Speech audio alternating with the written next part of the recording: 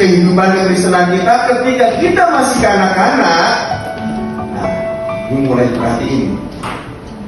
Kita seringkali minta dalam doa kita selalu minta, Tuhan berkati saya. Mungkin awal seperti itu, oke, nggak ada yang salah kok. Bahkan di Alkitab pun juga bilang, mintalah, maka akan diberikan kepadamu. Ya, nggak salah, enggak, sama sekali nggak salah. Tetapi saya percaya kekristenan kita nggak bisa hanya begitu-begitu aja. Kita harus mengalami yang namanya pertumbuhan.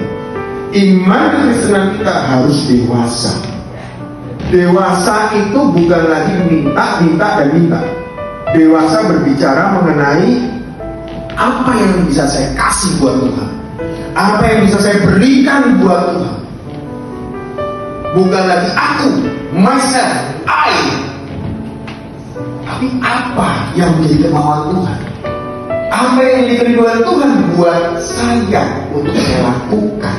Kita bertumbuh di dalam Kristus. Di endingnya adalah kita menjadi manusia baru. Wah.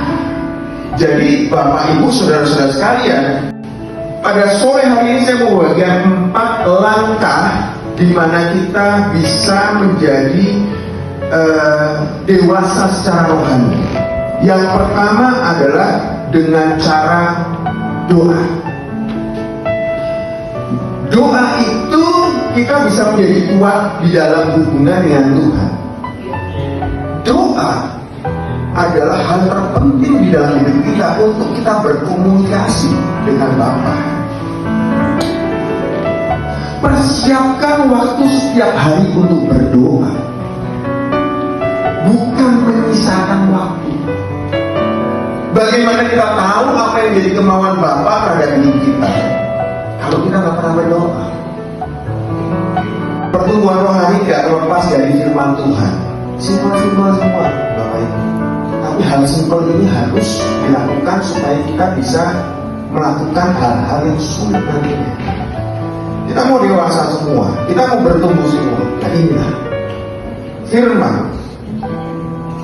Firman itu ibarat makanan rohani kita. Kita perlu makanan rohani. Untuk kita besar, kita tumbuh sehat, kita perlu makanan-makanan yang bergizi. Hikmahnya seperti ini Bapak Ibu. Firman itu adalah makanan rohani buat kita. Firman itu pedoman buat kita. Firman itu ada di dalam aturan-aturannya untuk fungsinya baik buat kita. Bukan orang yang baik buat kita. Yang ketiga, komunitas. Nah, bertumbuh melalui persekutuan. Kita perlu yang namanya persekutuan, Bapak Ibu. Ya, seperti halnya di tempat ini, kita perlu yang namanya persekutuan. Berkumpul bersama-sama, memuji Tuhan bersama-sama, bersyukur. Kita perlu yang namanya persekutuan. Persekutuan itu penting karena kita adalah makhluk sosial. Yang keempat adalah pelayanan. Bertumbuh melalui pemberi diri dari pelayanan. Orang dewasa, perbedaan orang dewasa dengan anak-anak adalah orang dewasa itu pasti melayani. Anak-anak selalu meminta.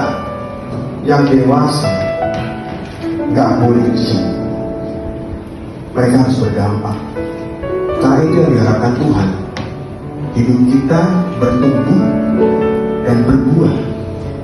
Dan buah yang dihasilkan adalah buah yang manis, yang dinikmati oleh sekitarnya. Lakukan. Maka janji Tuhan di dalam hidupmu akan digenapi. Ketika kita tahu konsep bertumbuh